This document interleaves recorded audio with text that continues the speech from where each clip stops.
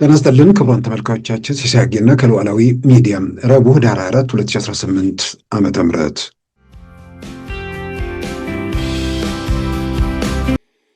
ሰላም የለም ምርጫ አያስፈልግም ምናምን የሚባል ነገር ስርዓት መንግስት ለማዳከም ለማፍረስ እንደ ኢንትሪ ፖይንት የሚሰራ ብርጌዴር ጀነራል ረሺድ ኢብራሂም ይባሉ እኔኒ ደብረ ማርቆስ ወይም ጎጃም አካባቢ ግዳጅም መከላከያ አልሰጠኝም፣ ክፍሌም አልሰጠኝም። እኔ ግዳጅ ሌላ ቦታ ነው ያለው።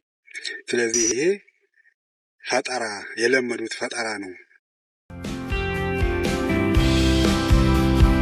ያን እኮ እንኳን ገጠሩ ከተማው እኮ ስርዓት አልበኝነት የነገሰበት ነው፣ ህግና ስርዓት የፈረሰበት ነው። ከምንም በላይ ደግሞ ባለሚሳኤሎቹ የተኮሱበት ዘመን ነው። ከዛ ጋር ስናነጻጽረው ዛሬ በጣም በተሻለ ሁኔታ ውስጥ ነው ያለው። ኦፌኮ ይልቅም በመግለጫው ላይ ያመለከተው ነገር አለ። ሁኔታዎችን ገምግመን አስቻይ ሁኔታ ደግሞ ካለ በስፋት ምንሳተፍበት ብሏል። ወደ እሱ ላይ ማተኮር ነው የሚሻለው።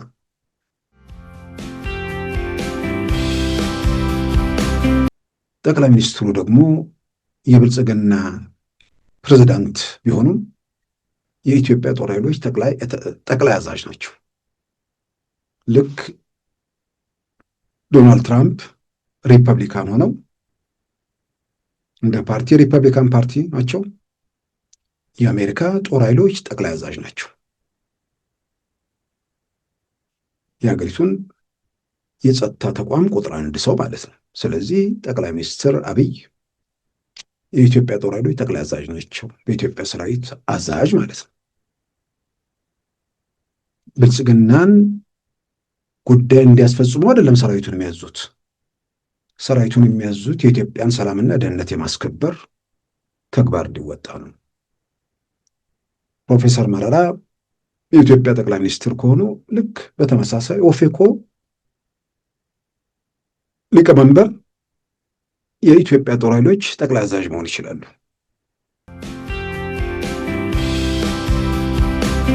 ሰሞኑን ዘጋርዲያን ላይ ወጣ የተባለ ነገር እጅግ በጣም ገርሞኝ አይቼዋለሁ። የሆነ ሰውዬ ሄደና አማራ ክልል ላስታ ምናምን አካባቢ ፎቶ አነሳና ተመለሰ። ያውም እኮ መቼ ነው ሄደው? ግንቦት ወር። ዘገባ የወጣው መቼ ነው? ዘጋርዲያን ላይ ዲሴምበር ፈርስት፣ ከትላንት ወዲያ ማለት ነው። ከግንቦት ጀምሮ እስከ ታህሳስ ማለት ወደ 7 ወር ማለት ነው። 7-8 ወር እየሆነ ነው።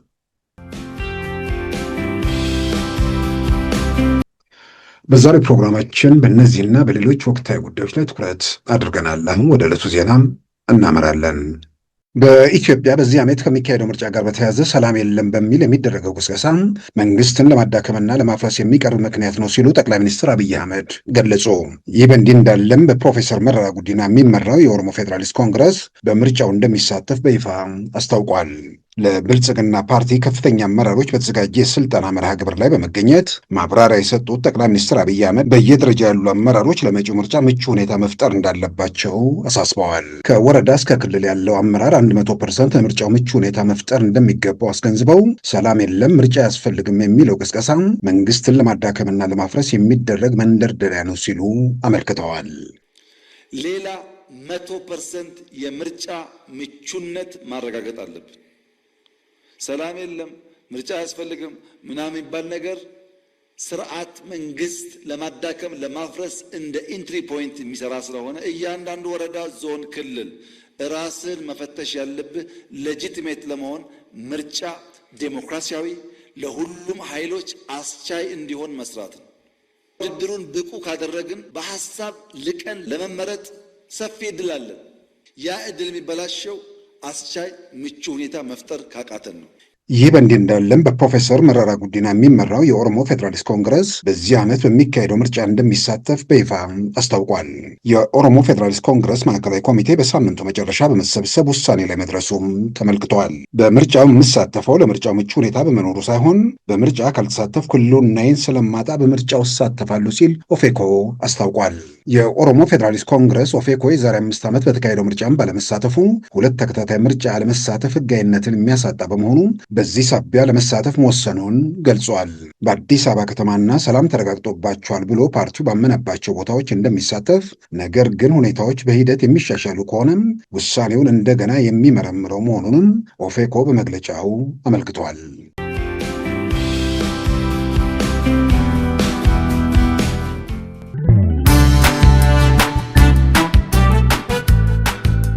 ሉዓላዊ ሚዲያን ይደግፉ። ስራዎቻችንን ለብዙ እንድናደርስ ሰብስክራይብ፣ ሼር፣ ላይክ በማድረግ ሉዓላዊ ሚዲያን ያጠናክሩ። እውነትን እንዘግባለን፣ ኢትዮጵያዊነትን እናቀነቅናለን። መድረኩ ግን ለሁሉም አመለካከት ክፍት መሆኑን እናረጋግጣለን። ሉዓላዊ ሚዲያ።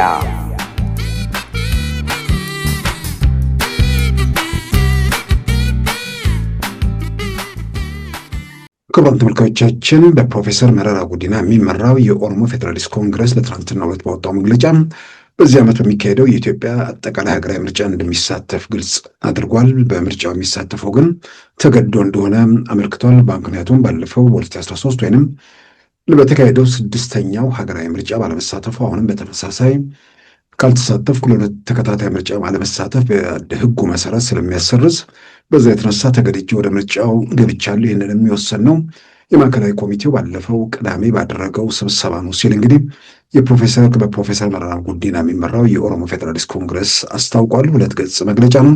በመግለጫ ላይ ያነሳቸው ነጥቦች አሉ። በአዲስ አበባ ያም ሆኖ መሳተፍ የሚችለው በአዲስ አበባና በአንዳንድ አካባቢዎች እንደሆነ ገልጿል። አካባቢዎችን በተመለከተም ለምን እንደመረጧቸውና ወደ አካባቢ ምርጫ ውስጥ ምን አይነት ሁኔታዎች እንዳስገቧቸው 5 ነጥቦች በሚል የዘረዘራቸው ነገሮች ያሉ እነሱን እንመልከታቸው። እንግዲህ በመግለጫው በ5 ነጥቦች አንስቷል። አንደኛም ኦፌኮ በመጪው አጠቃላይ ምርጫ ምሳሌያዊና ስልታዊ ተሳትፎ የተሰኘ ስትራቴጂን በመከተል በአዲስ አበባ ወይንም ፊንፊኔ የምርጫ ክልሎች ላይ እና ደህንነቱ ሁኔታ በምርጫ ለመሳተፍ አስቻይ መሆኑን የስራ አስፈጻሚው ገምግሞ በሚያጸድቃቸው የምርጫ ክልሎች ብቻ እጩዎችን እንዲያቀርብ ተወስኗል ይላል። ማለት እንግዲህ ግልጽ ያደረጉት በአዲስ አበባ እንሳተፋለን፣ ከዛ ውጭ ግን የፓርቲው ስራ አስፈጻሚ በእነዚህ ቦታዎች የጸጥታ ሁኔታ አስተማማኝ ነው ባሏቸውም እጩዎችን እናቀርባለን ይላል። 2 ከላይ በአንደኛ ተራ ቁጥር የተጠቀሰው እንደጠበቀ ሆኖ በሌሎች ሁሉም ክልሎች በተለይም በግጭት በተወጠሩ የኦሮሚያ አካባቢዎችና ከዚያም ውጭ ባሉት የሀገሪቱ አካባቢዎች በመሪ ላይ የተመሰረተ ያለመሳተፍ ውሳኔያችን መንግስት ለዜጎች ሰላምንና ደህንነትን ማረጋገጥ ባለመቻሉ ላይ ያለንን ጽኑ ተቃውሞ የሚገልጽ መሆኑን እናረጋግጣለን። ኦፌኮ በህዝብ ደም ላይ ቆሞ ፖለቲካ አይሰራም ይላል። ምናልባት እንግዲህ በተራ ቁጥር 1 እና በ2 መካከል የሚጋጭ ነገር አለ ብዬ በግሌ አምናለሁ። ምናልባት አሁን ችግሩ ኦፌኮ አንዳንድ ፓርቲዎችም ወይ ደግሞ ኢትዮጵያ ፖለቲካ ውስጥ ሁልጊዜም በተቃውሞ በምናምን ውስጥ ያለው ሰው ተመሳሳይ ሰዎች ጋር ስለሚያወሩ አንዳንድ ግልጽ ያልሆኑ ነገሮችን ግልጽ ማድረግ አስቸጋሪ ይሆናልና ብዙ ጊዜ ፕሮፌሰር መረራን ጠይቄያቸዋለሁ፣ ፈቃደኛ አይደሉም። ግን በየትኛውም ሁኔታ መድረክ መጠቀም በመድረኩ ተጨማሪ ሰው ለማግኘት ምናልባትም እኮ የሚሉትን ነገር እኮ የሚገዛና የሚያምናቸው እኮ ሰው ሊኖርም ስለሚችል ትልቁ ነገር በየትኛውም መንገድ በሀሳብ የበላይነት የሚያምን ያስኩት መንገድ ትክክል ነው የሚል ሰው አደባባይ ወጥቶ ተሟግቶ ሌሎችንም በዙሪያ አሰልፎ በትግላቸው ዙሪያም ወይ ደግሞ ለነጻነት ለለውጥ በሚሉት የትግል ዙሪያ ብዙ ሰዎችን ማሰለፍ ይችላሉ፣ ወይ ደግሞ እጃቸው ላይ ያሉትንም ሰዎች ያጣሉ ማለት ነው። በዓላማ ትክክለኛነት ያንንም በማስረዳት አቅምህ ከተማመንክ ሁል ጊዜም በየትኛውም አጋጣሚና መድረክ 500 ሰው ይህ 1000 ሰው ይህ 1 ሚሊዮንም ይመልከትም ባሉ መድረኮች ሁሉ መጠቀም አስፈላጊ ነው። ፕሮፌሰር ይህን እድል ቢጠቀሙ ጥሩ ነው ብዬ በዚሁ አጋጣሚ አሁንም እጠቅሳለሁ። ያው ተመሳሳይ ቦታ ላይ ማውራት አንዳንድ ነገሮችን ግልጽ ለማድረግ ስለሚያስቸግር ብዬ ነው። እና ተራ ቁጥር 2 እና 1 መካከል ልዩነት አለ ወይ ደግሞ ግልጽ አይደለም የሚለው ኦፌኮ ይላል አንደኛው ላይ በመጪው አጠቃላይ ምርጫ ምሳሌያዊ ስልታዊ ተሳትፎ የተሰኘ ስትራቴጂን በመከተል በአዲስ አበባ ወይንም ፊንፊኔ የምርጫ ክልሎች ላይና የደህንነቱ ሁኔታ በምርጫ ለመሳተፍ አስቻይ መሆኑን የስራ አስፈጻሚው ገምግሞ በሚያጸድቃቸው የምርጫ ክልሎች ብቻ እጩዎቹን እንዲያቀርብ ተወስነዋል ይላል። በአዲስ አበባ እንሳተፋለን፣ ከዛ ውጭ ግን የጸጥታ ሁኔታ አስተማማኝ ናቸው ብሎ ስራ አስፈጻሚ በወሰናቸው ቦታዎች ላይ እናካሄዳለን ይላል። 2 ላይ መጥቶ ግን ከላይ በአንደኛ ተራ ቁጥር የተጠቀሰው እንደተጠበቀ ሆኖ በሌሎች ሁሉም ክልሎች በተለይም በግጭት በተወጠሩ የኦሮሚያ አካባቢዎችና ከዚያም ውጭ ባሉት የሀገሪቱ አካባቢዎች መርህ ላይ የተመሰረተ ያለመሳተፍ ውሳኔያችን መንግስት ለዜጎች ሰላምና ደህንነቱን ማረጋገጥ ባለመቻሉ ያለንን ጽኑ ተቃውሞ የሚገልጽ መሆኑን እናረጋግጣለን። ኦፌኮ በህዝብ ደም ላይ ቆሞ ፖለቲካ አይሰራም ይላል። እንግዲህ ምናልባት 2 ላይ እንደምንረዳው በኦሮሚያ ክልልና ጦርነት ወይ ግጭት ባለባቸው አካባቢዎች አንሳተፍም። ግጭት በመግቢያው ላይ ግጭት ብሎ የሚጠቅሳቸው አማራና ኦሮሚያ ክልልን ነው። በአዲስ አበባ እሳተፋለሁ፣ የጸጥታቸው ሁኔታ አስተማማኝ ተብሎ የሚጠቀሱ ቦታዎች ይሳተፋሉ የሚል ነገር ከላይ ተገልጾ፣ ነገር ግን ግጭት ባለባቸው ደግሞ የሚለው ነገር እንደገና ይቃረናል። ለምን? ግጭት ባለባቸው ወይ ደግሞ ጸጥታቸው አስተማማኝ ነው የሚል ነገር ካለ ጸጥታቸው አስተማማኝ በሆኑት ቦታዎች ነው መወዳደረው ሲል ጸጥታ ችግር አለባቸው የሚለው ኦሮሚያና አማራ ክልልን ስለሆነ እነዛ አካባቢዎች ላይ አልወዳደርም የሚለው ቀደም ከቁጥር 1 ጋር እንዴት ማጣጣም እንደሚቻል በግሌ አይገባኝም። በሁለተኛ ደረጃ ኦፌኮ የብሔር ድርጅት ነው። የኦሮሚያ ክልል የሚንቀሳቀስ በዋናነት የክልል ፓርቲ ነው እስከሚገባኝ ድረስ። የክልል ፓርቲ ዋና ከተማዋ ላይ አዲስ አበባ ላይ መንቀሳቀሱ የሚጠበቅ ነው። ኦሮሚያ ላይ በዋናነት ይንቀሳቀሳል። ኦሮሚያ ክልል ግን አልንቀሳቀስም የሚል ነው ሁለተኛው መግለጫው ላይ ምንድን ነው ሁለተኛው መግለጫው ላይ የተቀመጠው ነጥብ። ኦሮሚያ ክልል ላይ አልንቀሳቀስም የሚል ነገር እዛ ላይ ተቀምጦ፣ ታዲያ ኦሮሚያ ክልል ላይ ካልተንቀሳቀስክ የኦሮሞ ድርጅት ፓርቲ ቡድን ወይ ደግሞ እንቅስቃሴ የት ክልል ልትንቀሳቀስ ነው? እዚህ ጋር እንግዲህ ኦፌኮ ግልጽ ማድረግ ያለበት ነገር አለ። ምናልባት በተወሰነ ደረጃ ምንድን ነው ምርጫ ላይ እንሳተፋለን በማለታቸው የሚመጣ ተቃውሞ ምናምን እንዳለ በሰር ቢጠበቅ ለዛ ሲሉ የሚያቀርቧቸው ምክንያቶች ናቸው። ግን ምክንያቱ በደንብ በጥናት ላይ የተመሰረኮዘ ወይ ደግሞ ግልጽ በሆነ መንገድ የሰፈረ ነው ብዬ አላምንም። ስለዚህ ኦሮሚያ ክልል የጸጥታ ሁኔታ አስተማማኝ አይደለም ከተባለ፣ አማራ ክልልም አስተማማኝ አይደለም ከተባለ የትኛው ቦታ ላይ ነው ጸጥታውን እያየ እየገመገመ የስራ አስፈጻሚ ኮሚቴ የሚወስነው? ከዛም ባሻገር ኦሮሚያ ክልል ላይ የቱ ጋር ነው የጸጥታው ችግር ያለው? የት ቦታ የት ስፍራ? ገጠር ቀበሌዎች ውስጥ መቼም በሆነ ጊዜ ሽፍቶች በተነሱ ቁጥር እንዲህ አይነት እንቅስቃሴ እንዲህ አይነት ችግሮች ሊኖሩ ይችላሉ። በየትኛውም ኢትዮጵያ በጣም የተረጋጋ በተባለው ጊዜም ውስጥ ሁሉ ምርጫው በአንድ ጊዜ የማይካሄድባቸው ሁኔታዎች አሉ። አንዳንድ የጸጥታ ሁኔታው እየታየ ለምሳሌ ብዙ ጊዜ ሶማሌ ክልል ብዙ ጊዜ ተቃውሞ ትርጉም ያለ ተቃውሞ እንቅስቃሴ ይደረግ ነበር። የኦጋዴን ብሔራዊ ነፃነት ግንባር ዛሬ ያኔ ጥይት የማያስወነጭፈው ሁሉ የት እንዳለ የማይታወቀው ሁሉ ህዝብ ነፃ ሲወጣ ነፃ አውጪ ሆኖ በመጣበት በዚህ ሰዓት ነፃ አውጪ የነበረው የኦጋዴን ብሔራዊ ነፃነት ግንባር ኢትዮጵያ ውስጥ ከመጣው ለውጥ ጋር ራሱን አስማምቶ ባለፉት 7 ዓመታት ኢትዮጵያ ውስጥ የተረጋጋ ሁኔታ እንዲቀጥል በተለይ ደግሞ ሶማሊያ ክልል እንዲረጋጋ ትልቅ ሚና ተጫውቷል። አሁን ሊቀመንበሩ ምናምን መጨረሻ ላይ ፈለገጡ ቢሆንም ያው ብዙ ጊዜ ይፎክራሉ። እስካሁን ወዴት የሚሄዱበት ነገር የለም። እስካሁን በመጡበት በተከበሩበት መንገድ ቢቀጥሉ ጥሩ ነው። ትርጉም ያለው እንቅስቃሴ ያደርግ የነበረ ድርጅት ሌላው መንገደኛ ሁሉ ሲረብሽ ያዙኝ ልቀቁኝ በሚልበት ሰዓት ሲታገል የነበረው ከምርት ሲተኮስ የነበረው ዓለም አቀፍ ዜና የነበረው የኦጋዴን ብሔራዊ ነጻነት ግንባር ኢትዮጵያ ውስጥ ምክንያቱም የታገለ መስዋዕትነት የከፈለ መስዋዕትነቱ እንዳይረክስ ዋጋ እንዳይመክን በኃላፊነት ስሜት ተንቀሳቅሰዋል እና ያኔ ግን ከምር ይታገሉ ስለነበር ኢትዮጵያ ውስጥ ምርጫ ሲካሄድ ማንም ሰው ወደኋላ መለስ ብሎ የኢትዮጵያ ብሔራዊ ምርጫ ቦርድ ሰነዶችን መመልከት ይችላል። ሶማሌ ክልል ምርጫ ከሌላው ጋር እኩል ተካሂዶ አያውቅም። ቢያንስ የመጨረሻዎች ሁለት ሶስት ምርጫ እንደዛ ነው ማስታውሰው። ሶማሌ ክልል ለብቻው ነው ምርጫ የሚካሄደው። ሌላኛው ግንቦት ተካሂዶ ወደ ነሐሴ ምናምን አካባቢ ሲካሄድ ነው የምናስታውሰው።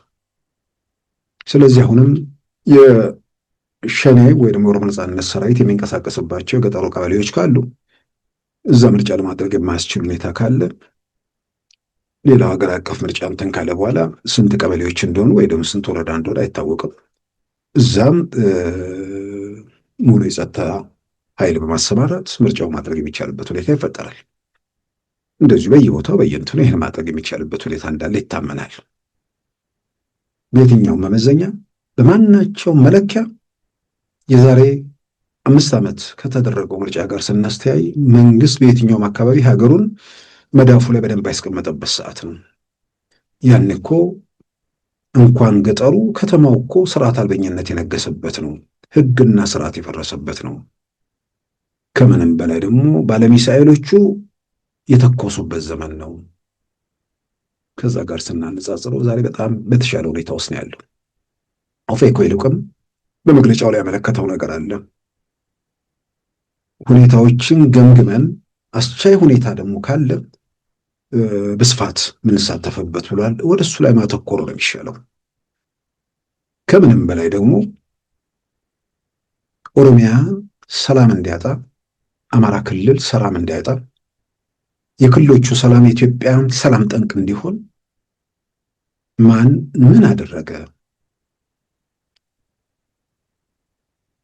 እነ ፕሮፌሰር መረራም ሆኑ ሌሎቹ ለሚጠይቁ ሰዎች ምን ብለው ለማስረዳት የሚችሉት? ስልጣን ላይ ያለው መንግስት በዚህ ሂደት ውስጥ ምን ማድረግ ነበረበት? በአውሮፕላን ተሳፍሮ የመጣ የነጻነት ትግል ወጣቶች በሚያደርጉበት ሰዓት ህልውናውን የሚያረጋግጠው መግለጫ እየጻፈ የነበረ ቡድን የኦሮሞ ህዝብ ነጻ ሲወጣ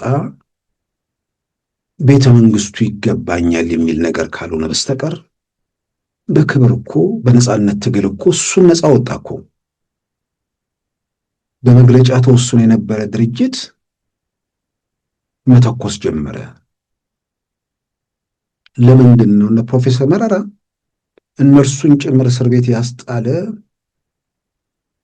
አፈና የነበረበት ስርዓት ዛሬ እኮ እያንዳንዱ ኦፌኮ የሚያወጣው ኦነግ ጋር የሚያወጡት መግለጫ እኮ በቲፒኤልኤፍ ጊዜ ምን ማለት እንደሆነ እኮ የመጨረሻ እርሳቸው የታሰሩበትን እኮ መግለጹ በቃም በቂ ነው እኮ። ለምንድን ነው እስር ቤት ቲፒኤልኤፍ የወሰዱት? በለውጡ ለምንድን ነው የተፈቱት? ከፕሮፌሰር ብርሃኑ ነጋ ጋር ቤልጅየም ብራስልስ አንድ አዳራሽ ውስጥ ታዩ አይደለ? ሌላ ወንጀል ተገልጿል። የሰማነው በአደባባይ የተነገረው ይሄ ነው። አሸባሪ ከተባለ ሰው ጋር ቡና መጠጣት ምናምን የሚባል አንድ ህግ ወጥቶ ነበር ያደለ? ያን አይነት አፈና የነበረበት ሁኔታ ተሰብሮ ነጻነት ሲመለስ ይህንን ነጻነት ሰው ገና ማጣጣም በጀመረበት ሰዓት ወደ መተኮስ ይሄ ቡድን ሲሄድ እርሱም ሌሎችም የታገልንበትን ነገር አታድፋፋው ብሎ መናገርና አብሮ ድምፅ ማሰማት ሲገባ ግን ያኔ ሁሉም ስጋር ውስጥ ነበር። ጆር ደግሞ ብዙዎችን አሰከረ። ያኔ በቃ ሁሉን ነገር ማድረግ እንደሚችል ዛሬ አንዳንዴ ሰው ልጅ ያን የነበረው ተሰሚነት ፓርቲዎቹ ኦፌኮ በለው ኦነግ በለው ኦፒዲዮ በለው ኦፒዲዮ ውስጥ ያሉ ሰዎች ውስጥ የፈቀደው ማድረግ የሚችል ሰው እኮ ነበር። እንደውም አንዱ የፖለቲካ ፓርቲ መሪ አንድ ኢትዮጵያ ውስጥ ያሉ ተቃዋሚ ድርጅት መሪዎችን በጋራ የሚያነጋግር ትልቅ ነገር ነበር። ምን ለመናገር ጫፍና ጫፍ ያሉትን አንድ ቦታ ወስዶ ለሳምንቱ ምናምን በጋራ እንዲነጋገሩ የሚያደርግ ድርጅት ለዛ ተልኮ ፓርቲዎቹን ወደ ቢሾፍቱ አካባቢ ጠርቷቸው እዛ ውይይት ላይ ያሉ ከኦሮሞ ድርጅት መሪዎች አንዱ ስብሰባ አቋርጠው ወደ አዲስ አበባ ተመለሱ። ያውም ጥርፊያቸው ተባለ። ምንድን ነው ሲባል ጀዋር ጠርቷቸው ተባለ። ያን ያስክሯቸው ነበር ብዙዎች። ዛሬ ወደ አዲስ አበባ አይደለም ወዴትም ቢጠራ ማንም የሚሰማው እንደሌለ ሰው ራሱን እስከዚህ ድረስ ከታበይክ በህዝብ መብት በህዝብ ነፃነት መስዋዕትነትን ለማርከስ በአንተ የፍዘል ስልጣን ጥምና ረሃብ ታበህ የምታደርገው ነገር መጨረሻ ላይ ሄደ እንባ ጠባቂ ያደርጋል። ፌስቡክ ላይ ሆኖ የዚህ መስሪያ ቤት ስራ አስኪያጅ ደሞዝ ቀነሰ፣ ደሞዝ ጨመረ የሚባል ነገር ውስጥ ትገባለህ። ዛሬ እነ ፕሮፌሰር መረራም እና አቶ ዳውድም ጀዋርን አይሰሙትም ብቻ ሲሆን ከመጠን በላይ የሚንቁት ይመስለኛል አሁን ባለበት ሁኔታ ውስጥ። የዛን ጊዜ እነ ፕሮፌሰር መረራ በትግል ውስጥ የቆዩባቸውን ዘመናት ያ ነገር ፍሬ አፍርቶ ለውጥ ሲመጣም ለውጡን ማጣጣም በሚገባ ሰዓት ለውጡን ለመቀልበስ ለውጡን ለማድፋፋት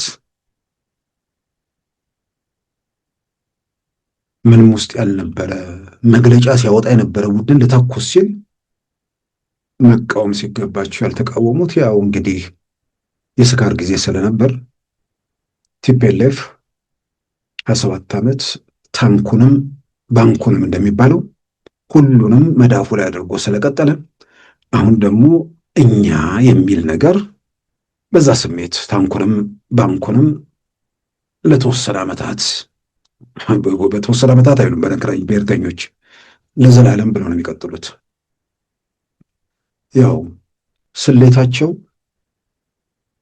በመንደራቸው በዛው ስለሚታጠር አጠቃላዩን አድማስ ለማየት ስለሚቸገሩ ተፍገምግመው ሲወርቁ ነው ማሰብ ምናልባት የሚችሉ። ከዛ በኋላ ማሰብ ይችላሉ ወይ ማሰብ የሚችሉ ይመጣሉ። ማሰብ የማይችሉ ደግሞ እንደነ ዶክተር ደብረጽዮን እዛው ቦታ ላይ ይቆማሉ። እና በኢትዮጵያ ውስጥ ያ እርሳቸው ረዥም ዓመታት ከ1988 ጀምሮ ለውጥ እንቅስቃሴ ያደረጉበት ሁኔታ በዚያ መልክ ኦነግ ሊያድፋፋው ወይ ደግሞ የኦሮሞ ነጻነት ሰራዊት ሊያድፋፋው ሲሄድ መቃወም ሲገባቸው አላስፈላጊ እንትን ውስጥ ከነሱ ጋር አብረው ያው ያለፉትን 6-7 ዓመት በጣም ኢንጆይ ማድረግ የሚችሉበትን በቆደመ አቋማቸው ላይ ቆመው ቢሆን ኖሮ ምናልባት እንኳን ለእርሳቸው ለሌላም የሚተርፍ ቦታ ነበረው መንግስት። ምክንያቱም በትግላቸው ምናምን በትግል ውስጥ ያለፉ ሰዎች ሁሉ ቦታ አግኝተዋልና ፓርላማ ቢያገቡ እንኳን ከፓርላማ ማንስ ቦታ ይኖራቸው ነበር። እንደውም እኮ ስልጣን ላይ ላለው ኢትዮጵያ መንግስት እንደ አርአያ እኮ የሚታይ እንቅስቃሴ ነበር የኦፌኮ። የኦሮሞ የፖለቲካ ትግልን ወደ ጠርዝ ከሚገፋው የኢትዮጵያ ውስጥ የለንበትም ከሚለው እኮ ነገር አውጥቶ የኦሮሞን ትግል ወደ መሃል ያመጣውና በኢትዮጵያዊነት ዙሪያ እንዲንቀሳቀስ በማድረግ እኮ የፕሮፌሰር መረራም ኦብኮ የመጀመሪያው በኋላ ስሙ ሲወረስ ኦህኮን ምናምን በኋላ ከነ ነፍሳቸው ይማርና እና አቶ ቡልቻ ደመቅሳ ከሚመሩት ኦፌዴን ጋር ተጣምሮ ኦፌኮ ሆኖ ወጣ። የኦሮሞን ትግል ከጠርዝ አውጥቶ መሀል ያመጣ ነው። ያንን ከጠርዝ ወጥቶ መሀል የመጣው መንገድ ላይ የኦሮሞ ነጻነት ግንባር ቀደም አንጋፋ መሪዎች የነበሩት እነ አቶ ሌንጮ ለታም እነ ዶክተር ዲማ ነጎን ጨምሮ ሌሎች አመራሮችም በተመሳሳይ ኦዴግ የሚባል ድርጅት በኋላ ላይ እንደ አውሮፓውያን አቆጣጠር 2016 መስርተው እነሱም የኦሮሞን ፖለቲካ ትግል ከጠርዝ አውጥተው በፕሮፌሰር መረራ መንገድ ላይ ይዘውት ቀጠሉ። እነዚህ በኦሮሞ ትግል ውስጥ የሚታወቁና ተሰሚ የሆኑ ሰዎች የኦሮሞን ትግል ወደ መሃል ሲያመጡ ኦህዴድ ውስጥ ላሉት ይሄንን መንገድ የኦሮሞን ትግል ሴንተር አድርጎ ለሚገት የኦሮሞን በኢትዮጵያዊነት ማዕቀፍ ውስጥ ይዞ ለመምጣት እንደ በፊቱ የሚፈራ አይደለም። መንገድ የጠረጉላቸው እነ ኦፌኮ እነ ኦዴግ ናቸው። ስለዚህ ይሄ ትልቅ ሚና ያላቸው ሰው በሚናቸው በአስተዋጽኦአቸው በእነሱ መንገድ ላይ የመጡ ሰዎች ውጤታማ ሲሆኑ ምናልባትም እናንተ የከፈታችሁት ወይ ደግሞ እናንተ ያሳያችሁት መንገድ እነሱ በድፍረት እንዲሄዱበት እድል ስለፈጠረ ፕሮፌሰር መረራ ከማንም የተሻለ ሚና ወይ ደግሞ ቦታ ይኖራቸው ነበር ብዬ አምናለሁ። ግን አንዳንዴ ስካር ሁሉም ጋር አንዴ ድንገት እንትን ይልና የሚፈጠሩ ነገሮች አሉ።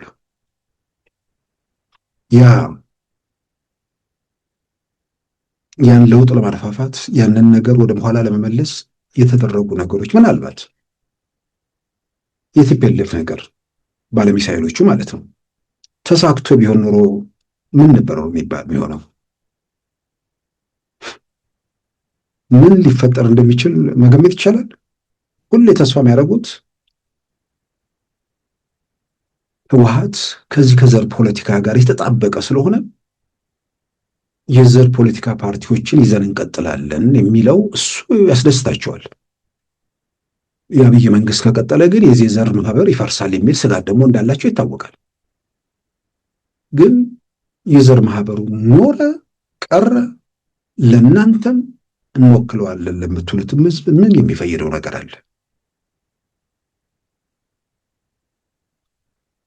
በአገልጋይነት ውስጥ የዚህ ድርጅት ወኪል የዚህ ድርጅት ተጠሪ መባል ምን ትርጉም አለው?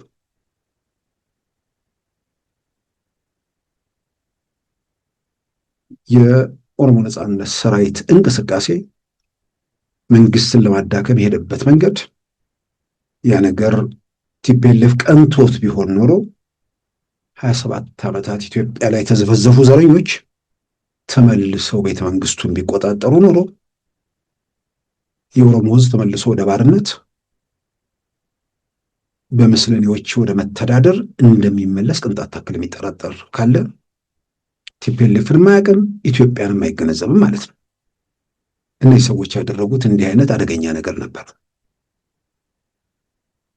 ሌላውም ምናምን አካባቢ ተመሳሳይ ነገር ማለት ነው። ስለዚህ ያን የለውጥ መንገድ በብዙ መልኩ እንቅፋት ጋሬጣ የሆነ ቡድን ኦኬ ለስልጣን ነው የሆነ ነገር አሳካለሁ ብሎ ነው በቃሽ የሆነ ወቅት ላይ በቃ የስልጣን ረሃብ ስልጣንን ተጠቅሞ ለሚገኝ ቁስ ምናምን የሰከሩ ሰዎች ችግር ፈጠሩ። ግን በጩኸትም በግርግርም በሚሳኤልም በምንም እንደማይሄድ ደግሞ አሁን ካረጋገጡ በኋላ መፍትሄው ምንድን ነው? ተኩሶ የማይጥሉት ጮሆ የማይነቀንቁት በግርግር በወከባ በምናምን የሚሄድ የሚለወጥ የሚነቃነቅ ነገር እንደሌለ ግልጽ ከሆነ መፍትሄው ምንድን ነው? መፍትሄው ጥይት ድምፅ እንዲቆም ማድረግ ነው። የጥይት ድምፅ ደግሞ የሚቆመው ንግግር ሲጀመር ነው። ሀገር ምድሩን የሚቆጣጠረው አየሩንም ምድሩንም በመዳፉ ያደረገው አካል ልነጋገር እያለ በአደባባይ ጥሪ እያደረገ ነው። አድራሻቸው የማይታወቁ ሰዎች ግን አልነጋገርም እያሉ ነው። ስለዚህ ነው ፕሮፌሰር መረራ እንዴት ሰላም ይምጣ ታዲያ? በግሌ አሁን ብዙ ጊዜ በጠየቀ የምመኘው ይሄንን ነው። አይጠየቁም፣ አይመልሱም። ምክንያቱም የሚጠየቁበት ቦታ የለም። እስካሁን አየሁ ሰማሁ ምንም ተመሳሳይ ነገር ውስጥ። ስለዚህ ሰላሙን እንዲረጋገጥ ትርጉም ያለው የምርጫ እንቅስቃሴ እንዲደረግ ቢያንስ የቡድን መሳሪያ ሲተኩስ የነበረ ቡድን አሁን ጅራፍ ወደ ማጮህ ወረደ። ከዚህ በኋላ ደግሞ የበለጠ አንድ ጃልመሮ የሚባል ሰውዬ ነበረ፣ የኦሮሞ ነጻነት ሰራዊት የሚባል እንቅስቃሴ የሚመራ አሁን የት እንደገባ አይታወቅም። ልክ እንደ ጆሴፍ ኮኒ ማለት ነው። እዛ ጋር ሳይደረስ መውጫ ማግኛ መፈለግ አይሻልም?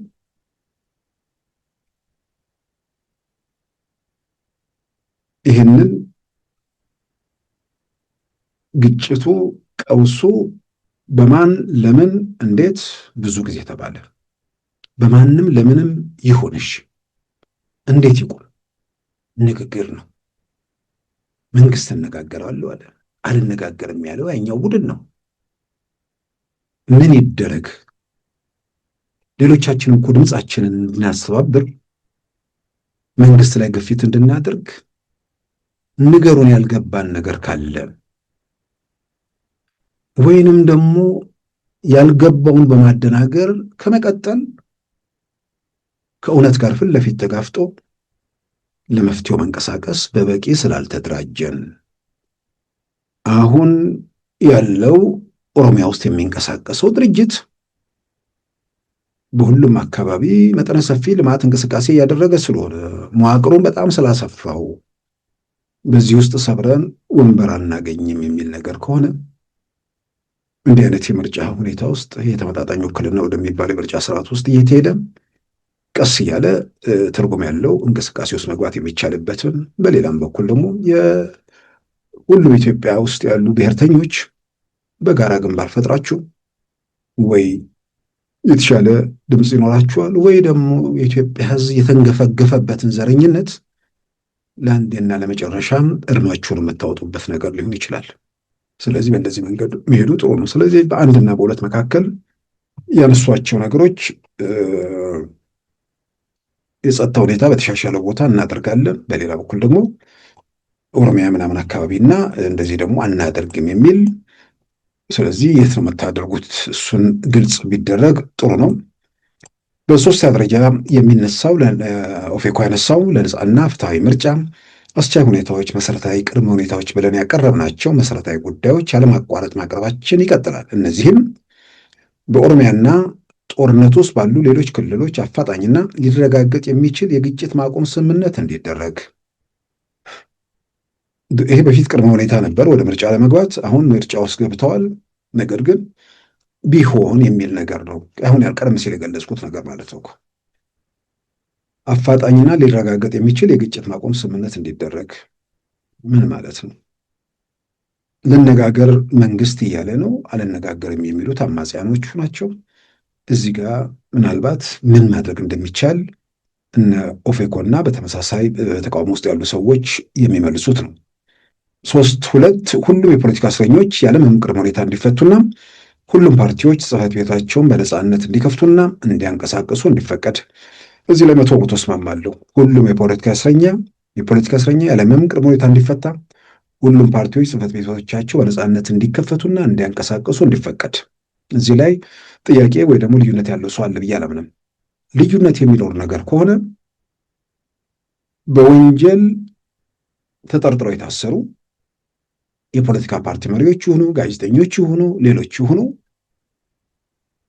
መንግስት በወንጀል ፈልጋቸዋለሁ ካለ እነዛን እንደ ፖለቲካ እስረኛ ማየት የሚቻልበት ሁኔታ አለ ወይ?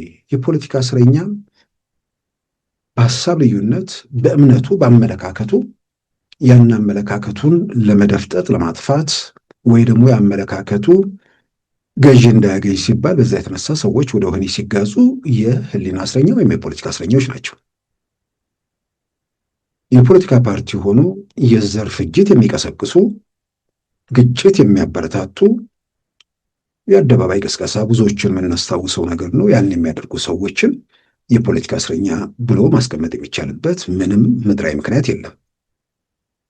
ነገር ግን እንዲህ አይነት በአደባባይ በሚታወቁ በጥፋት ወይ ደግሞ በወንጀል ተግባራት ላይ የተሰማሩ የመኖራቸውን ያህል ዝም ብሎ በነሱ ሽፋን ሌሎች አብረው ታስረዋል የሚል ነገር ካለ ይሄንን በተጨባጭ እነዚህ የሚል ነገር ተነስቶ ሌላውም ለነሱም ድምፁን ሊያሰማ ይገባል። ስለዚህ የፖለቲካ እስረኛ ማለት በአመለካከቱ የታሰረ ካለ መቶ መፈታት አለበት። የፖለቲካ ፓርቲዎቹ ጽሕፈት ቤት ምንም ጥያቄ ውስጥ ማይገባ ነገር ነው። የሁሉም ጽሕፈት ቤት መከፈት አለበት። እዚህ ላይ ከኦፌኮ ጋር ኢትዮጵያ ውስጥ ወይ ደግሞ ዴሞክራሲያዊ ስርዓት ኢትዮጵያ ውስጥ እንዲገነባ የሚፈልግ ሁሉም በዚህ ላይ ልዩነት የለም። ያው ግን የፖለቲካ እስረኛ የሚለው ፖለቲከኛ ወንጀል አይፈጽምም የሚል ነገር ከሌለ በስተቀር በዛ መልኩ የሚታይ አይመስለኝም። ወንጀል የፈጸሙ በወንጀላቸው ይጠየቃሉ፣ መጠየቅም አለባቸው። የመጀመሪያዎቹን እኮ ዓመታት ስርዓት አልበኝነት እኮ የተንገፈገፈ ህዝብ እኮ ነው። ብዙ ተንገፍግፈዋል ኢትዮጵያውያን። ሌላው ቀርቶ የሃይማኖት አባቶች እኮ ስብከቱን ለእኛ ተውልን፣ ህግ አስከብሩ እኮ ሲባል ነበር። ያ ስርዓት አልበኝነት ተመልሶ እንዲመጣ የሚመኝ ያንም መልሶ ማየት የሚመኝ ማንም ኢትዮጵያ የለም። ነገር ግን ሰዎች ከስህተታቸው ይታረማሉ፣ ከጥፋታቸው ይመለሳሉ። ስለዚህ አፋጣኝ የህጉን ጉዳይ ቶሎ ቶሎ እልባት ሰጥቶ ወይ ደግሞ አጠቃላይ የሆነ መውጫ ነገር እንትን ብሎ ዳግመኛ በእንደዚህ አይነት የነውርና የወንጀል የጥፋትና የክፋት መንገድ ላይ እንዳይሄዱ በህግ ዘላቂ የሆነ እንትን ማድረጉ አስፈላጊ ነው ብዬ አምናለሁ። ሌላው የኢትዮጵያ ብሔራዊ ምርጫ ቦርድና የጸጥታ ተቋማት የፖለቲካ ገለልተኝነታቸውን የሚያረጋግጥ እውነተኛና የሚታይ ተቋማዊ ማሻሻያ እንዲያደርጉ። በዚህ ደረጃ የሚነሳው ነገር ምንድን ነው? የመከላከያ ሰራዊቱ፣ የኢትዮጵያ የጸጥታ ተቋማት ከፖለቲካ ገለልተኛ አይደሉም? አሁን በፖለቲካ ውስጥ ይሳተፋሉ? አብዮታዊ ዴሞክራሲ መርሁ የነበረ የሀገር መከላከያ ሰራዊት ነበር። የአብዮታዊ ዴሞክራሲ ዘብ የሆነ የኢትዮጵያ ዘብ ሳይሆን አሁን ግን የኢትዮጵያ ዘብ ነው። ብልጽግና፣ ኦፌኮ ምናምን ፓርቲዎች ናቸው፣ በእናንተ ውስጥ ጉዳይ አልገባም የሚል በግልጽ አስመረው የሚንቀሳቀሱ አንዳንዶች ደግሞ ይሄንን እንደዛ ከሆነ ኢትዮጵያ ውስጥ ጦርነት በሚካሄድበት ለምን ይሳተፋል? አንዳንዴ ሰዎች የሚሰጡት አስተያየት ላይ ይህንን ሀሳብ አደባባይ ይዘው ሲወጡ አለማፈራቸው ይገርመኛል። የሀገር ጸጥታማ እንዲያስከብር ነው የምትፈልገው። ከፖሊስና ከሚሊሻ አለፍ ያለ ነገር ካለ በህገ መንግስቱ የተቀመጠ ነገር አለ። ጠቅላይ ሚኒስትሩ ደግሞ የብልጽግና ፕሬዝዳንት ቢሆኑም የኢትዮጵያ ጦር ኃይሎች ጠቅላይ አዛዥ ናቸው። ልክ ዶናልድ ትራምፕ ሪፐብሊካን ሆነው እንደ ፓርቲ ሪፐብሊካን ፓርቲ ናቸው። የአሜሪካ ጦር ኃይሎች ጠቅላይ አዛዥ ናቸው። የሀገሪቱን የጸጥታ ተቋም ቁጥር አንድ ሰው ማለት ነው። ስለዚህ ጠቅላይ ሚኒስትር አብይ የኢትዮጵያ ጦር ኃይሎች ጠቅላይ አዛዥ ናቸው። በኢትዮጵያ ሰራዊት አዛዥ ማለት ነው። ብልጽግናን ጉዳይ እንዲያስፈጽሙ አይደለም ሰራዊቱን የሚያዙት። ሰራዊቱን የሚያዙት የኢትዮጵያን ሰላምና ደህንነት የማስከበር ተግባር እንዲወጣ ነው። ፕሮፌሰር መረራ የኢትዮጵያ ጠቅላይ ሚኒስትር ከሆኑ ልክ በተመሳሳይ ኦፌኮ ሊቀመንበር የኢትዮጵያ ጦር ኃይሎች ጠቅላይ አዛዥ መሆን ይችላሉ። የኢትዮጵያ መከላከያ ሰራዊት ለኦፌኮ አይደለም የሚታዘዘው፣ ለሀገሪቱ ጦር ኃይሎች ጠቅላይ አዛዥ ነው ማለት ነው። ስለዚህ እስካሁን በምናየው በማናቸውም መመዘኛ የኢትዮጵያ ብሔራዊ ምርጫ ቦርድ የነበረበትንና ዛሬ ያለበትን እናውቃለን። የኢትዮጵያ መከላከያ ሰራዊት እንዳልኩት የአብዮታዊ ዲሞክራሲ ጠባቂ ነበር እንጂ የኢትዮጵያ ጠባቂ አልነበረም፣ በአስተሳሰብ ደረጃ የተቀረጸበት። አሁን የኢትዮጵያ ሀገር መከላከያ ሰራዊት ነው። ከብልጽግና ጋር የሚያገናኝ ከብልጽግና ጋር የሚያዛምደው ምንም ነገር የለም። ምናልባት አንዳንዶች ይህንን የሚረዱት ኢትዮጵያ ውስጥ ሰላም የሚፈልግ ሁሉ ብልጽግና ከመሰላቸው ብዙ ገዳም ውስጥ ያሉ ሰዎችም ብዙ በየመደረሳው ምናምን ያሉ ሰዎችም ሰላም ይፈልጋሉ። ስለዚህ ሰላም የፈለገን መረጋጋት እንዲሻ የሚመኝን ሁሉ ብልጽግና ነው የሚባል ነገር ከሆነ እሱ አስቸጋሪ ነገር ነው። ስለዚህ እንደውም ለብልጽግና ከመጠን በላይ እንትን እየሰጣችሁት ነው ማለት ነው። እናም ብሔራዊ ምርጫ ቦርድ በማናቸው መመዘኛ የኢትዮጵያ ብሔራዊ ምርጫ ቦርድ እኮ ማለት ራሳቸው ፕሮፌሰር መረራ እኮ ተሳትፎ የሚያውቁት የተሸነፉ የገዢው ፓርቲ ሰዎች እኮ ተቃዋሚዎች ምርጫ አጭበርብረዋል ተብሎ የተሸነፉ የገዢ ፓርቲ ሰዎች እኮ በምርጫ ሲደገም የነበረባት ሀገር ነች። የተሸነፉ የብልጽግና የኢህአዴግ ሰዎች ስለተሸነፉ ኮረጆ የተሰረቀባት እኮ ሀገር ነች። አዎ ልክ ነው፣ ተሸንፈዋል። የተሸነፉት ግን ተቃዋሚዎች ስላጭበረበሩ ነው ተብሎ እኮ ምርጫ እንዲደገም የሚያደርግ ምርጫ ቦርድ የነበረባት ሀገር ነች። ምርጫ ቦርድ ነበር ኢትዮጵያ ውስጥ። ይህን በግልጽ በአደባባይ የሚታወቅ ነገር ነው። ከዛ ሁኔታ ውስጥ መተን እዚህ ጋር ስንደርስ ላለው ነገር እውቅና ሰጥቶ የጎደሉት በዚህ በኩል ደግሞ አሉ ብሎ እነሱን መጠየቁ ነበር የሚበጀው። መከላከያና ምርጫ ቦርድ ላይ የሚነሳው ነገር አንዳንዴ ይሄ እንኳ የሚባል ነገር ቢኖር ግልጽ ቢሆን ሁላችንም በተመሳሳይ ድምፃችንን የምናሰማበት ሁኔታ ይኖር ነበር። ሌላው የቅድመ ምርጫ ሂደቱን ሙሉ በሙሉ የሚከታተሉና ቅድመ ሁኔታዎች መሟላታቸውን የሚያረጋግጡ የተባበሩት መንግስታት ድርጅት፣ የአፍሪካ ህብረትና የአውሮፓ ህብረትና ሌሎችም የረዥም ጊዜ ዓለም አቀፍ ምርጫ ታዛቢዎች በአስቸኳይ እንዲጋበዙ የሚል ነው። ይህን እንግዲህ ከመንግስት በኩል የአውሮፓ ህብረት ከዚህ ቀደም ገብቶ ታዝበዋል፣ የአፍሪካ ህብረት ታዝበዋል። ስለዚህ ታዛቢዎቹን ወደ ኢትዮጵያ እንዳይመጡ ወይ ደግሞ እንዳይጋበዙ የሚያደርግ ነገር አለ ብዬ አላምንም። ስለዚህ እዚህ ላይ ግሌ ልዩነት የለኝም።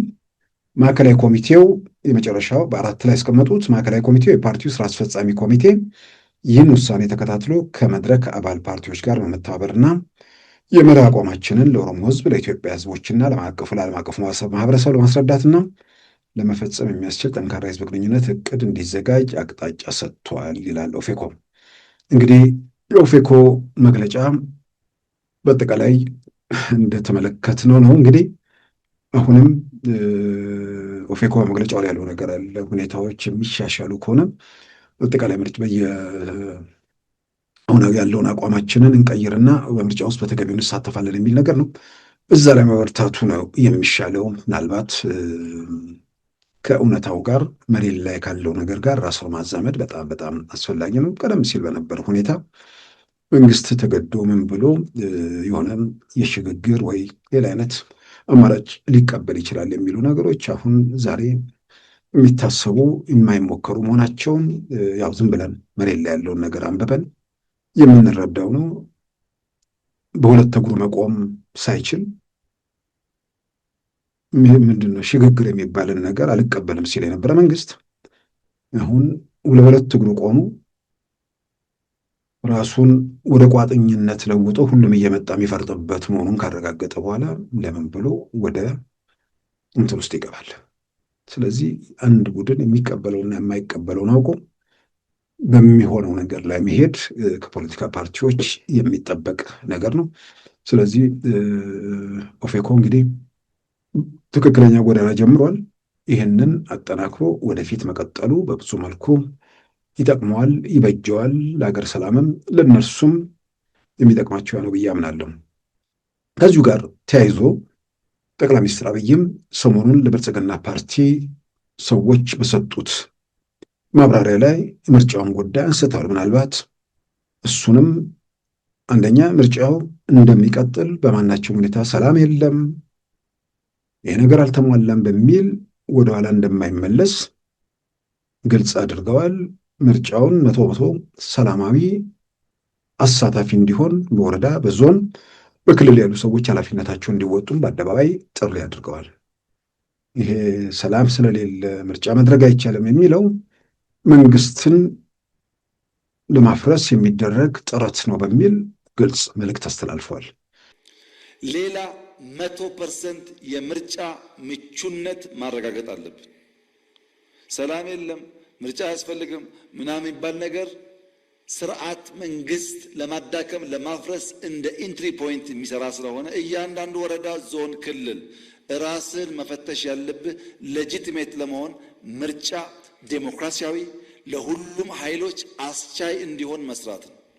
ውድድሩን ብቁ ካደረግን በሐሳብ ልቀን ለመመረጥ ሰፊ እድል አለን። ያ እድል የሚበላሸው አስቻይ ምቹ ሁኔታ መፍጠር ካቃተን። ስለዚህ ኦፌኮም ሆነ ለሌሎቹ ይህን ነገር ባይናገሩም ግልጽ ይመስለኛል። ሌላ ምንም የተለየ ነገር የሚመጣ ነገር አይደለም። ከዚሁ ጋር የዚህ አሁን የተቃዋሚዎች ጉዳይ ስለሆነ ሰሞኑን ዘጋርዲያን ላይ ወጣ የተባለ ነገር እጅግ በጣም ገርሞኝ አይቼዋለሁ። የሆነ ሰውዬ ሄደና አማራ ክልል ላስታ ምናምን አካባቢ ፎቶ አነሳና ተመለሰ። ታሪኩን ያነበበ ሰው ከዚህ ውጭ ሌላ ሊረዳ አይችልም። ያውም እኮ መቼን ሄደው ግንቦት ወር ሄደ፣ ቀናት ቆየ ይላል።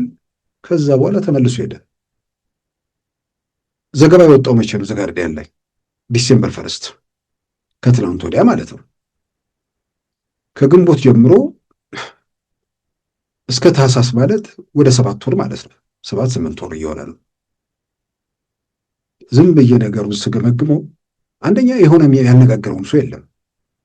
እንትኑ ላይ ከፋኖች ጋር ውዬ ያለው ምናምን ይላል። እነሱ የነገሩትን ነገር እዛ ላይ እንትን ይላል። መንግስት ምንድነው መንግስት አማጽያን እንትን ለማለት ሴቶች መድፈርን ጨምሮ አሉ የሚባሉ ወንጀሎች በመንግስት በኩል እየተሰራ መሆኑን በመንግስት ወታደሮች የፋኖ ኃይሎች እንዳለ ገጠሩን እንደያዙትና መንግስት ወደ ከተሞች እንደተገፋ ይህ አንድ ሰው ስለ የትኛው ክልል ስለ የትኛው ነገር እንደሚያወራ ራሱ አንዳንዴ ግራ የሚያጋባ ነገር ነው። የትኛው ገጠር ወረዳ ቀበሌ ምናምን ለድሮም የመከላከያ ሰራዊት ምን ሊያደርግ ይሄዳል? ቀበሌ ምናምን ይርመጠመጣሉ። በየቀበሌ የሚርመጠመጠው ጋር የተወሰኑ ወታደር ስልክ ከየቤቱ ከየምናምን ወጥቶ ከጀርባ ላይ ተኩሱበት ይችላሉ። ህብረተሰቡ ገና የኔው ናቸው፣ ከህብረተሰቡ የሚወጡ ሰዎች ናቸው። በአንድ በኩል በፍራቻ በሌላም በኩል በኔነት ስሜት መከላከያው ሲመጣ ምናምን እየነገሩ ከበስተጀርባ የመታት ዕድሉ ሰፊ ስለሆነ ጉዳዩ የሚሊሻዎች ጉዳይ ነው። ሚሊሻዎቹም አሁን ሄደው እዛ ለአደጋ መጋለጥ የለባቸውም። ሰዎቹ ሰብሰብ ሲሉ አደጋ ለማድረስ ሲንቀሳቀሱ ሄዶ እርምጃ ይወሰዳል። እንደዛ ነው እየተደረገ ያለው።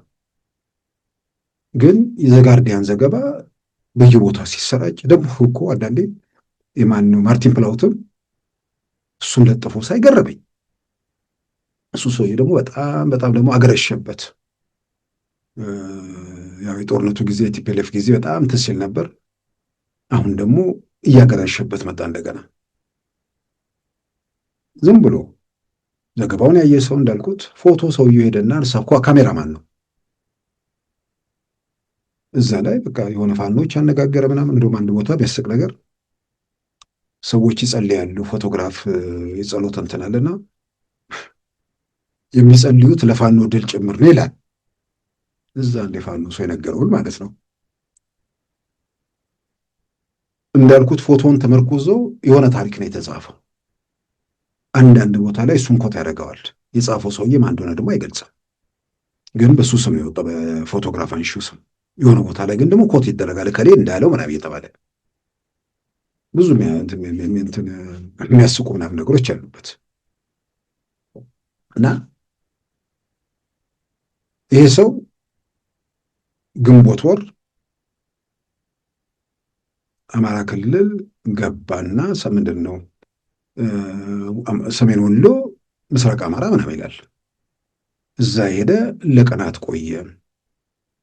ከዛ ዘገባው ለምን ይላል ለቀናት ቆየ ማለት ግንቦት ገብቶ ለወር ቢቆይ እንኳን ሰኔ ነው።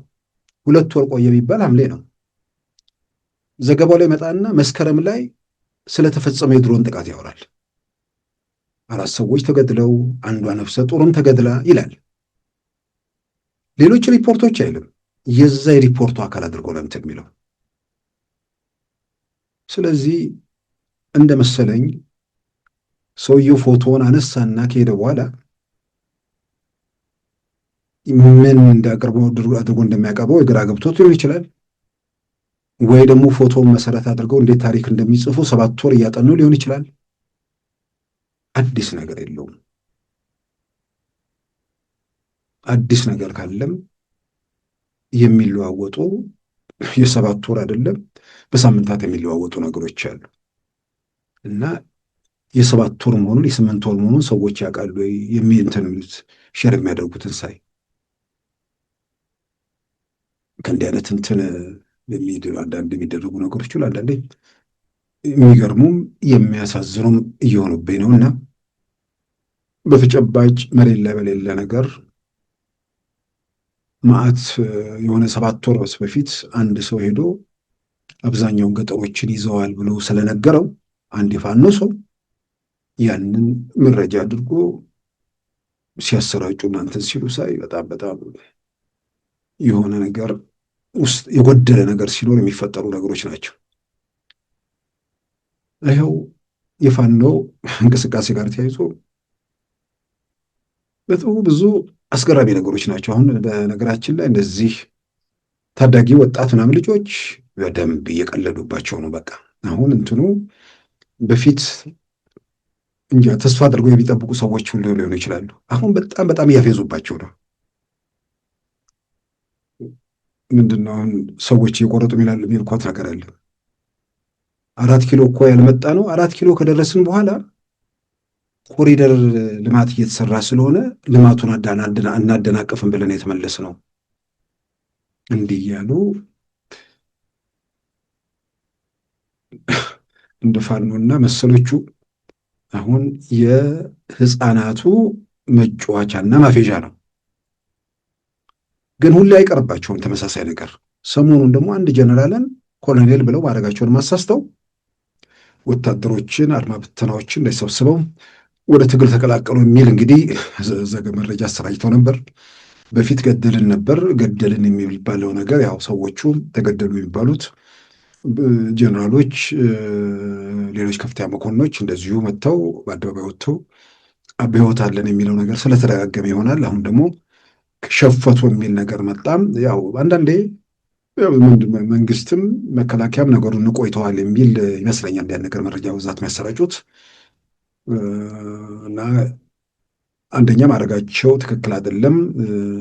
ብርጋዴር ጀነራል ረሺድ ኢብራሂም መሆናቸውን ገልጸው እሳቸው ከዱ በተባለበት አቅጣጫ ወደ ጎጃም ውስጥ በስፍራው እንዳልነበሩ ለሀገር መከላከያ መገናኛ ብዙሃን እንግዲህ የገለጹትም ሰምተናል። ትላንት የወጣ ነው። እንግዲህ ዛሬ ዕለተ ቅዳሜ ህዳር 2018 ዓመተ ምህረት ነው። ባለፈው ሳምንት እነኚህ ጽንፈኞች በደብረ ማርቆስ ከተማ ወይም ደግሞ እዛ አካባቢ የመከላከያና አድማ ብተና ይዞ ወደ ጽንፈኛ ቡድን ሄዷል ብሎ ፎቶ ለጥፎ ማህበራዊ ሚዲያ ላይ ብዙ ሲደጋገም አይቼዋለሁ። ይሄ በጣም አንደኛ ከእውነት የራቀ የተለመደ ሐሰተኛ ፕሮፓጋንዳ ነው። እነኛ ሐሰተኛ ፕሮፓጋንዳ ደግሞ ዛሬ የጀመሩት አይደለም። ከዚህ በፊትም በተደጋጋሚ እንዲሁ በሌሎች ላይ ሲያራምዱት ነበር። በአጋጣሚ ግን አሁን መታወቅ አለበት ብዬ የማስበው ብርጌደር ጀነራል ረሺድ ኢብራሂም የሚባሉ እኔ ነኝ። ደብረ ማርቆስ ወይም ጎጃም አካባቢ ግዳጅም መከላከያ አልሰጠኝም፣ ክፍሌም አልሰጠኝም። እኔ ግዳጅ ሌላ ቦታ ነው ያለው። ስለዚህ ይሄ ፈጠራ የለመዱት ፈጠራ ነው እያካሄዱት ያለው። ስለዚህ ህዝባችን ማህበረሰባችንም በዚህ መደናገር የለበት። መታወቅ ያለበት ስራ ላይ ነው ያለው። አሁንም ስራ እየሰራው ነኝ። ግዳጅ ላይ ነው ያለው። ግዳጃችንን ጥሩ ሁኔታ እየሄደ ነው ያለው። ጥሩ ስራ እየሰራ ነው ያለው ክፍሉን፣ እኔም ከክፍሌ ጋር። ስለዚህ ውሸት ነው። አንዳንዴ በግንዛቤ ማጣት ላይ የሚመሰረቱ መረጃዎች አሉ። የሆነ ቦታ ደግሞ እንደሳይ የዓለም አቀፉ ቀይ መስቀል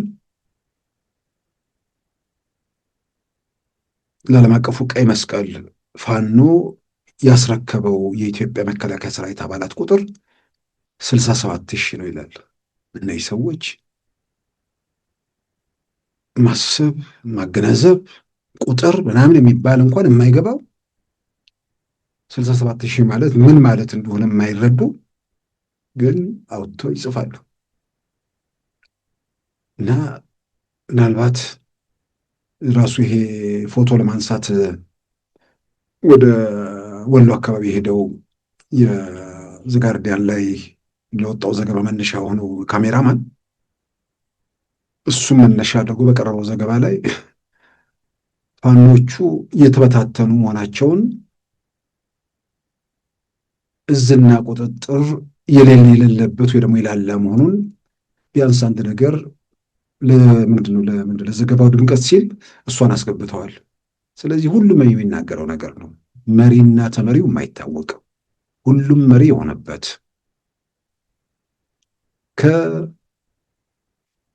ከአመፅ የተቃውሞ እንቅስቃሴ ይልቅ የጎበዝ አለቆች በየሰፈሩ የሚፈነጩበት እንደሆነ ያው በተለያየ መንገድ የሚታይ ነገር ነው። ስለዚህ ልክ ለኦፌኮ ቅድም እንዳልኩት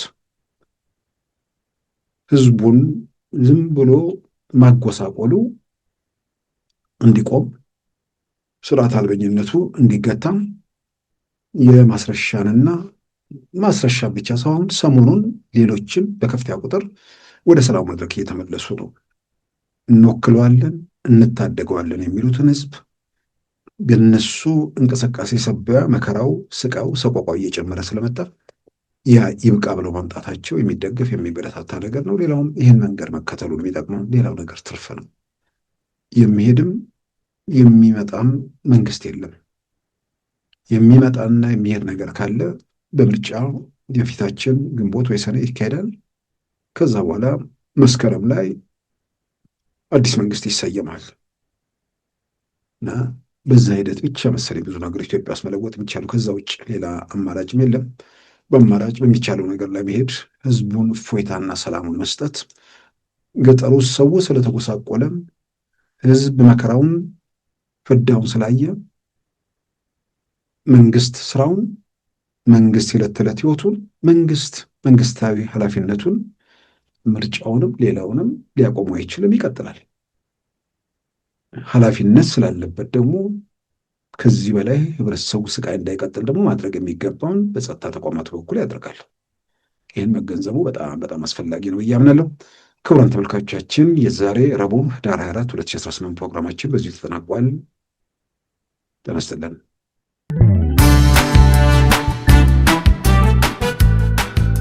ሉዓላዊ ሚዲያን ይደግፉ። ስራዎቻችንን ለብዙ እንድናደርስ ሰብስክራይብ፣ ሼር፣ ላይክ በማድረግ ሉዓላዊ ሚዲያን ያጠናክሩ። እውነትን እንዘግባለን፣ ኢትዮጵያዊነትን እናቀነቅናለን። መድረኩ ግን ለሁሉም አመለካከት ክፍት መሆኑን እናረጋግጣለን። ሉዓላዊ ሚዲያ